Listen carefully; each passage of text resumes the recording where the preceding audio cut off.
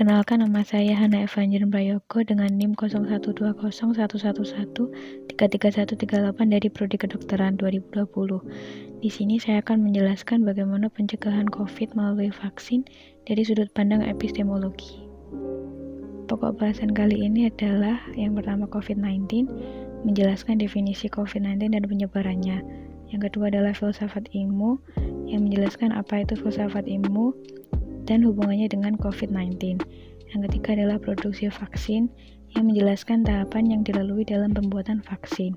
Kemudian yang keempat adalah vaksin, yang membandingkan berbagai jenis vaksin. Kita langsung saja pada pokok bahasan pertama, yaitu COVID-19. COVID-19 adalah penyakit yang disebabkan oleh coronavirus jenis baru, yaitu SARS-CoV-2.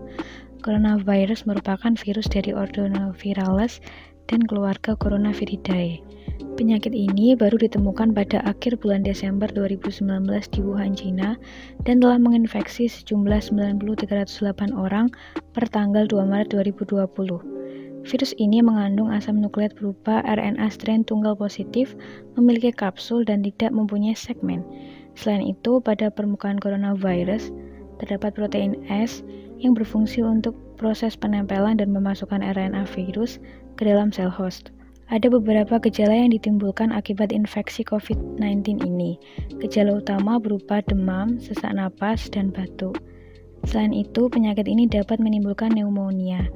Sampai saat ini, kasus COVID-19 sudah mencapai 166 juta kasus dengan 3.450 pasien meninggal. Virus ini sudah menyebar ke berbagai negara, salah satunya adalah Indonesia. Kasus COVID-19 pertama di Indonesia terjadi pada tanggal 2 Maret 2020. Pemerintah mengumumkan 2 orang warga Jakarta terkonfirmasi positif COVID-19. Kemudian, kasus COVID-19 pun menyebar tidak hanya di Jakarta, melainkan di seluruh daerah di Indonesia. Berdasarkan GSEE COVID-19 Data and Our World in Data, pada tanggal 15 Mei 2021, kasus COVID-19 di Indonesia sudah menembus angka 1,74 juta kasus dengan 1,6 juta orang sembuh dan 47.976 orang meninggal dunia. Kemudian kita akan beralih ke filsafat ilmu. Filsafat ilmu yaitu seluruh pemikiran yang merupakan refleksi permasalahan terkait segala ilmu yang berhubungan dengan kehidupan manusia. Filsafat ilmu membantu manusia untuk berpikir secara kritis, sistematis, dan radikal, sehingga dapat diperoleh ilmu pengetahuan yang dapat berdampak dalam kehidupan manusia. Ada 4 pilar filsafat ilmu, yaitu ontologi, epistemologi, aksiologi, dan logika ilmu. Pokok pembahasan makalah ini adalah epistemologi. Epistemologi berasal dari kata epistem yang berarti pengetahuan dan logos yang berarti ilmu. Epistemologi membicarakan bagaimana cara-cara, teknik maupun prosedur untuk mendapatkan sebuah ilmu. Melalui epistemologi, manusia dapat memahami bagaimana ilmu pengetahuan ada secara ilmiah. Selanjutnya kita akan membahas apa saja usaha yang sudah dilakukan pemerintah untuk mengatasi penyebaran COVID-19. Melihat tingginya kasus terkonfirmasi positif COVID-19 di Indonesia, menandakan bahwa diperlukan solusi yang cepat dan efektif. Oleh karena itu, pemerintah terus berupaya untuk mencegah penyebaran COVID-19 di Indonesia, sehingga peningkatan kasus COVID-19 dapat ditekan sedemikian rupa. Salah satu usaha yang dilakukan pemerintah adalah memberlakukan PSBB atau pembatasan sosial berskala besar. PSBB merupakan pembatasan aktivitas masyarakat seperti kegiatan bekerja, bersekolah, dan kegiatan khusus lainnya. Selain itu, terjadi pembatasan di fasilitas umum seperti pasar, moda transportasi, dan lain-lain. Dalam PSBB, masyarakat masih bisa melakukan kegiatan yang bersangkutan dengan pemenuhan kebutuhan sehari-hari, tetapi wajib disertai dengan protokol kesehatan yang tepat. Sehingga dapat disimpulkan bahwa keberhasilan PSBB sangatlah bergantung pada kepatuhan masyarakat terhadap protokol kesehatan. Sayangnya, PSBB dinilai kurang efektif karena masyarakat Indonesia memiliki nilai gotong royong, nilai keagamaan, dan nilai sosial yang tinggi, sehingga dalam pelaksanaannya masih sering ditemukan pelanggaran terhadap protokol kesehatan. Salah satu contohnya adalah pelaksanaan ibadah yang membutuhkan kontak fisik secara langsung. Kurangnya efektivitas PSBB dan penerapan protokol kesehatan membuat pemerintah menerapkan kebijakan lain yang dapat meningkatkan keberhasilan program pencegahan COVID-19, salah satunya adalah vaksinasi. Vaksin adalah suatu zat atau senyawa organik yang jika diberikan pada tubuh dapat memunculkan respon kekebalan tubuh sehingga tubuh tahan terhadap suatu penyakit tertentu.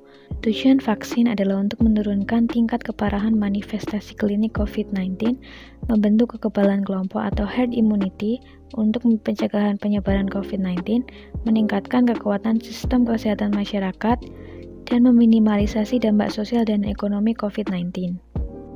Kemudian yang ketiga, kita akan berlanjut pada produksi vaksin yang membahas tahap-tahap produksi vaksin. Sebelum diberikan kepada manusia, vaksin harus melewati tahap-tahap uji klinis agar keamanannya terjamin. Selain itu, uji klinis dilakukan agar dapat mengetahui efektivitas suatu vaksin. Vaksin diuji melewati beberapa tahap, yaitu tahap uji praklinis, uji klinis 1, uji klinis 2, dan uji klinis 3. Uji praklinis dilakukan dengan cara memberikan vaksin kepada hewan coba seperti monyet atau tikus, dan diamati apakah vaksin dapat memunculkan respon kekebalan pada hewan tersebut. Pada tahap uji klinis 1, barulah vaksin diberikan kepada sejumlah kecil orang agar dapat mengetahui apakah dosis, keamanan, dan fungsi vaksin sudah terjamin. Pada tahap uji klinis 2, vaksin diberikan kepada kelompok yang berbeda dan diamati apakah ada perbedaan respons di antara kelompok yang berbeda tersebut. Sedangkan tahap uji klinis 3 mengamati jumlah orang yang terinfeksi pada kelompok orang yang diberi vaksin dengan yang diberi placebo. Selain itu, tahap ini juga melihat efek samping dari vaksin. Pada umumnya, pembuatan vaksin membutuhkan waktu kurang lebih 10 tahun, dengan tahap preklinik selama 18-30 bulan, tahap uji klinis 1 selama kurang lebih 30 bulan, tahap uji klinis 2 selama kurang lebih 32 bulan, tahap uji klinis 3 selama kurang lebih 30 bulan. Namun karena kebutuhan vaksin COVID-19 sangatlah mendesak, pembuatan vaksin COVID-19 diperkirakan kurang lebih selama 1 tahun dengan tahap uji klinis 1 selama kurang lebih 6 bulan, tahap uji klinis 2 selama kurang lebih 6 bulan, dan tahap uji klinis 3 selama kurang lebih 6 bulan juga. Bahkan, vaksin jenis mRNA 1273 dan AD5-nCoV tidak melewati tahap uji praklinis, yaitu tahap uji pada hewan coba. Walaupun demikian, keamanan vaksin tetap menjadi fokus utama dalam pembuatan vaksin COVID-19 ini. Selanjutnya kita akan membahas pokok bahasan yang keempat, yaitu vaksin, yang akan membahas perbandingan jenis vaksin. Saat ini para peneliti sedang berlomba-lomba untuk memproduksi berbagai jenis vaksin. Bahan utama dari vaksin pun berbeda-beda, seperti virus yang dilemahkan, RNA virus, maupun protein subunit. Hal ini mengakibatkan efektivitas dan efek samping dari setiap vaksin berbeda pula. Vaksin COVID-19 yang ideal di Indonesia adalah vaksin yang aman, memiliki efektivitas yang cukup, dan tentunya halal. Dari tabel ini kita dapat melihat bahwa bahan utama, dosis, interval, umur, dan penyimpanan, serta efektivitas setiap vaksin itu berbeda-beda. Kandidat kuat vaksin COVID-19 adalah Pfizer yang terbuat dari mRNA, Moderna yang terbuat dari mRNA juga, AstraZeneca atau Oxford yang terbuat dari viral vector, Sinovac yang berupa virus non-aktif, dan Novavax yang berupa protein subunit. Berdasarkan mekanisme kerjanya, vaksin yang dapat memasukkan gen yang cukup spesifik adalah jenis vektor virus. Hanya saja, vaksin ini memungkinkan terjadinya integrasi genom virus dengan genom sel host, sehingga dapat memicu kanker. Sedangkan vaksin mRNA dapat membentuk kekebalan tubuh melalui protein spike dan bersifat lebih aman, karena mRNA yang telah dikode akan segera dihancurkan oleh tubuh. Namun, penyimpanan virus ini terbilang cukup sulit karena membutuhkan suhu minimal min 20 derajat Celcius. Vaksin berupa virus non-aktif juga cukup aman karena tidak mengandung komponen hidup, hanya saja pada dosis pertama, vaksin ini tidak selalu dapat menimbulkan respon imun, dan respon imun yang terjadi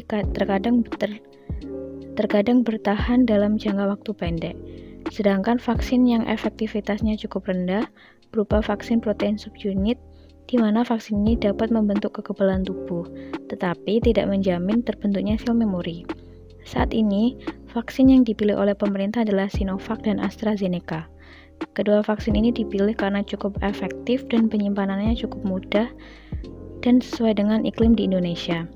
Berdasarkan uji klinis tahap 3, vaksin Sinovac masih belum dapat terbukti melindungi seseorang dari infeksi COVID-19. Namun, vaksin Sinovac dapat menurunkan resiko mengalami COVID-19 bergejala hampir 3 kali lebih rendah dan juga menurunkan resiko terinfeksi COVID-19 sebesar 65,3%. Selain itu, efek samping dari vaksin Sinovac cukup rendah dan belum ditemukan efek samping yang cukup serius. Kita masuk ke dalam kesimpulan. Dari penelaahan yang sudah dilakukan, dapat disimpulkan bahwa vaksin COVID-19 cukup aman dan cukup efektif untuk mencegah penyebaran COVID-19 dengan cara membentuk kekebalan tubuh. Vaksin tidak hanya melindungi tubuh dari infeksi virus, tetapi juga mengurangi tingkat keparahan penyakit akibat infeksi virus SARS-CoV-2. Selain itu, vaksin yang terbukti cukup efektif, aman, dan cukup mudah penyimpanannya adalah Sinovac dan AstraZeneca. Oleh karena itu, pemerintah memilih kedua jenis vaksin ini dalam upaya pencegahan penyebaran COVID-19. Demikian presentasi dari saya. Jika ada kurang lebihnya saya mohon maaf dan saya mengucapkan terima kasih atas perhatiannya.